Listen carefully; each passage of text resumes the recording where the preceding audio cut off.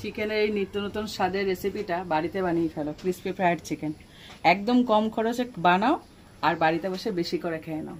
রেস্টুরেন্টে গেলে তো অনেক কম খেতে হয়, বেশি টাকা দিতে হয়।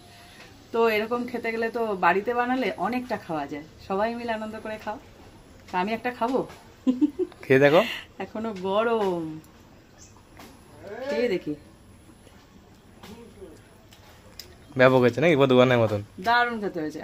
এই ধরনের রেসিপি সবসময় ভালোই লাগে। নমস্কার বন্ধুরা, আমার চ্যানেল তোমাদের সবাইকে স্বাগত জানাই। আজকে হলো সানডে। সানডে মানেই ফান্ডে। ফান্ডে মানে কি? আনন্দ, শুধু আনন্দ। তা রোববার একটু চিকেন খাবো না, তাই জোরদার খাওয়া দাওয়া। আজকে একদম ভাত খাবো না, ঠিক করেছি। আজকে একটা করব, এই যে প্রিপারেশনটা সেটা হলো ক্রিসপি ফ্রাইড চিকেন। এটার সাথে ভাত একদম ভাল লাগে না। পরোটা অথবা লুচি অথবা রুটি বা নান, যে কোনো একটা, কিন্তু ভাত চলে না। তো আজকে আমরা ঠিক করেছি, মা ছেলে, ওর বাবার জন্য আলাদা করেছি, আমরা ভাত খাবো না। আজকে একটু অন্যরকম করার জন্য এনেছি, কিন্তু কম খরচে। তো চলো শুরু করা যাক। চিকেনটা ম্যারিনেট করার জন্য এখানে আমি এক টুকরো আদা, রসুন আর কাঁচা লঙ্কা নিয়েছি। এর মধ্যে থেতো করে নেবো এগুলোকে একসাথে। এখানে আমি আদা আর রসুন আর কাঁচা লঙ্কাটা থেতো করে নিয়েছি। আর এই যে চিকেনটার মধ্যে দিয়ে দেবো। এটা ম্যারিনেট করব। এটা খেতে খুব সুন্দর লাগে। এবার ম্যারিনেট করলে এই ফ্লেভারটা খুব ভালো আসবে। এরপর দিয়ে দিচ্ছি কর্নফ্লাওয়ার। এবার তোমরা যেরকম পরিমাণ চিকেন নেবে সেই অনুযায়ী কর্নফ্লাওয়ারটা অ্যাড করবে। দিচ্ছি অল্প লবণ আর দিয়ে দিচ্ছি একটু সয়া সস। এবার চিকেনটাকে ভালো করে মাখিয়ে নিতে হবে পুরোপুরি, যেন একটা দারুণ কোটিং তৈরি হয়। আমার উনুন ধরানো হয়ে গেছে, কড়াই বসিয়ে দিলাম। এতে দিয়ে দিচ্ছি তেল। চিকেনগুলোকে ভালো করে ভেজে নিতে হবে, বেশি করে একটু তেল দিতে হবে। তেলটাকে একটু গরম করে নেব। তেলটা পুরোপুরি গরম হয়ে গেছে। এবার এক এক করে আমি চিকেনগুলোকে ছেড়ে দেব।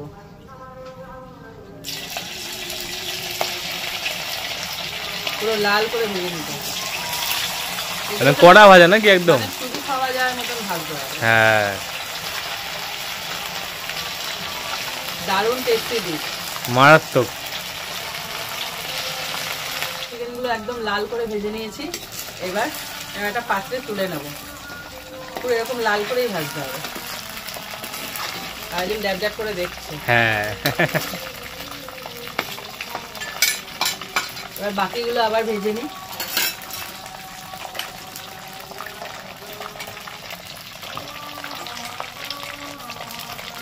দেখো প্রত্যেকটা চিকেন ভাজা হয়ে গেছে। এবার আগের চিকেন যেখানে তুলেছিলাম ওখানে সমস্ত তুলে নিচ্ছি।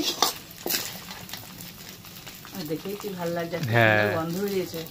যেহেতু রসুন আর কাঁচা লঙ্কা আছে সেটা করা, তার জন্য।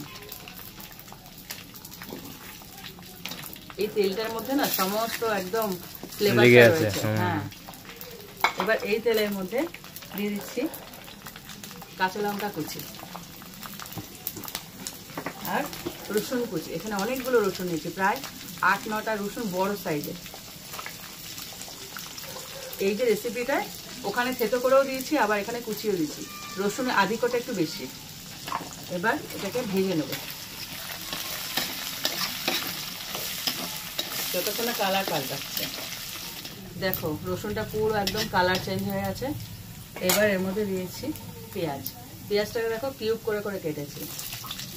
সেম ভাবে ক্যাপসিকামটাও কিউব করে করে কাটা। সেম যেমন দেখতে পেঁয়াজ সেরকম দেখতে ক্যাপসিকাম। এই ক্যাপসিকামের বদলে তোমরা yellow bell pepper, red bell পেপারও দিতে পারো। হালকা করে এটা ভেজে নেব। রেসিপিতে দেওয়ার জন্য সসগুলো রেডি করে নেব। প্রথমে দিয়ে দিলাম চিলি সস, 1.5 চামচ মতো দিয়ে দিলাম। দিয়ে দিচ্ছি, এরপর দিয়ে দিচ্ছি সয়া সস। আর এই সসটা সবচেয়ে বেশি যাবে, সেটা হলো টমেটো সস। এটা 5 চামচ দেবো।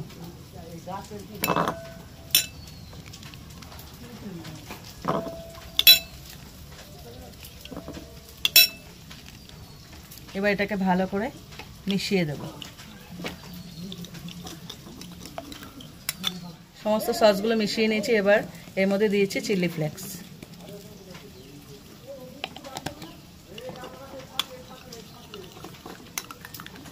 অনেকটাই দেখো ভাজা হয়ে গেছে, পুরোপুরি ভাজার দরকার নেই। এবার দিয়ে দিচ্ছি লবণ। যেহেতু এখানে সয়া সস যাবে, লবণটা সেই বুঝে দিতে হবে, খুব হালকা, একদম অল্প। এবার এটাকে দেওয়ার পর দিয়ে দিচ্ছি সসটা। এই সসটা আমি গুলে রেখেছি, এই সসটা। এবার এটাকে ভালো করে মিশিয়ে নেব। স্বাদ যে কত গুণ বেড়ে গেল এই সসটার পরে। সসটা দেওয়ার সাথে সাথে একটু নেড়ে চেড়ে এর মধ্যে চিকেনটা দিয়ে দেবো, যে ভাজা চিকেনটা আছে এই চিকেনটা সব একসাথে নাড়বো যাবে। আহা, হ্যাঁ জমালো ব্যাপারটা। হ্যাঁ, এই জন্য তো ভালো লাগে খেতে এত। হ্যাঁ, এবার শুধু ভালো করে চিকেনের মধ্যে যেন জুসটা ঢোকে সেইভাবে ওলট পালট করে নাড়াচাড়া করতে হবে। এখানে যে সসের বাটিটা আছে এর মধ্যেই এই একটু তো লেগে আছে, কর্নফ্লাওয়ার হালকা করে একটুখানি জল দিয়ে গুলে নেব।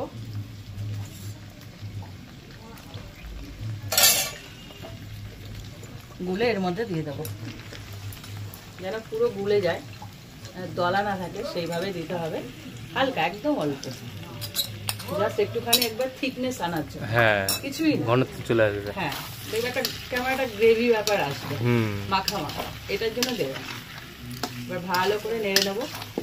যেহেতু এর মধ্যে সয়া সস আছে, এর মধ্যে একটু চিনি দেবো, সামান্য টেস্টের জন্য। এবার এটাকে ভালো করে ওপর নিচ করে নেড়ে নেবো। রেসিপিটা খুব সহজ, হ্যাঁ, কিন্তু অসম্ভব টেস্টি খেতে। দেখেই বোঝা যাচ্ছে কি যেমন টেস্ট হ্যাঁ। হবে। দেখো রেসিপিটা পুরো তৈরি হয়ে গেল, কি দারুণ দেখতে হয়েছে। দেখে মনে হচ্ছে লাফিয়ে পড়ি। তোমরা এই রেসিপিটা ট্রাই করো। হ্যাঁ, ট্রাই করার পর খেয়েও নিও। একদম পরোটা দিয়ে খাবে কিন্তু, হ্যাঁ। অথবা রুটি বা নান, হুম। ভাত দিয়ে খেও না। এটা তোমরাও জানো, এমনি আর কি করছিলাম। রেসিপিটা ট্রাই করার পর কমেন্ট করো, এই রেসিপিটা শেয়ার করো, আর ভালো লাগলে লাইক দিও। এরকম আরো রেসিপি পেতে আমার চ্যানেলটা সাবস্ক্রাইব করে দিও। তো আজকের মতন টাটা। টাটা।